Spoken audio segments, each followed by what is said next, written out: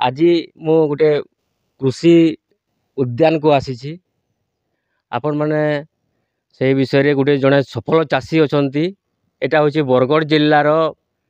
दरबेकेला ग्राम रे जड़े सफल चाषी अच्छा ना हूँ भक्तबंधु साहू तांको जो अच्छी कृषि उद्यान जो तांकर अच्छी उद्यान को मुझे आसी से तांकर केमती सफल हेले से पाम ऑयल गछ जगैछंती एवं तांको जो अच्छी परिवार भी किसी जगैछंती तांकर निजे ये करबा पई बेसिक से पाम ऑयल गछरे से केमती सफल हेले से विषय तांको ठारू आमे प्रतिक्रिया भी नेबा एवं उद्यान बुली भी जीवा। बरगढ़ जिला पद्मपुर ब्लॉक दरबेकेला गाँव सफल चाषी भक्तबंधु साहू से निज चाष जमी पाम तेल चाष कर गोटे हेक्टर जमी 150 पाम गछ लगाई 4 वर्ष फल बिक्री आरंभ कर उपकृत होती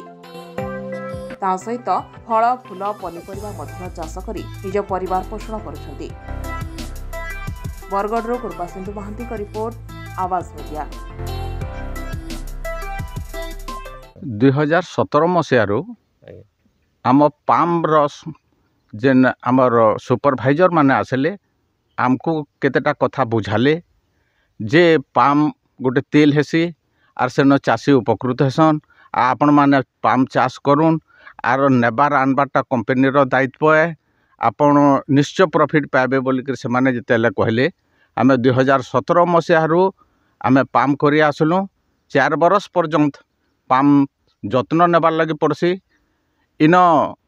ड्रिप करा है पानीर सुविधा है आर पाम के जदि सार आर पानी ई दुईटा हेले चाषी सक्सेस होचन उपकृत होचन। आर गोटे कथा इन रोचे जे 2005 मसीह 2017 रे गच लगा हैला आर 2021 रु फल बाहरला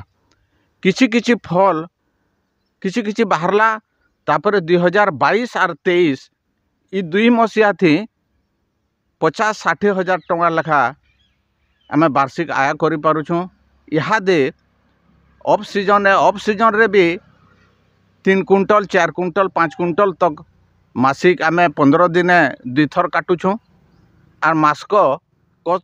6-7 हजार टंका आमको परिश्रम भेलकर किछि मिलुछे।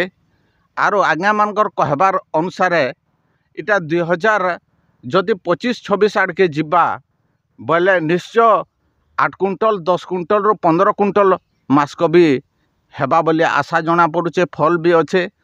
प्रत्येक 4 मास रे आमे थरे सार देसुँ आउ सेटा मृतिका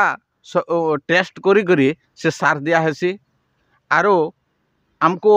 नेबा आनबार बहन करवार लगी कंपनी रो गाड़ी आसी आमे फल काटी देसुँ ओजन कर देसुँ आउ आमर जेन सुपरभाइजर जे ताके फोन कर देसुँ एतकी कुंटल हैला बोलिकर आर आमर अकाउंट रे से पैसा पड़ जाउछे। हाँ तार संगे धान भी किछि करसुँ आउ पनीपरिया टिके करसुँ आर इटा जस्ट गोटे बगीचा भितर रहले तो पानी सुविधा जेते बेले अच्छे पनीपरिया टिके भी करी आम निजर भर को आम चली पारुछु।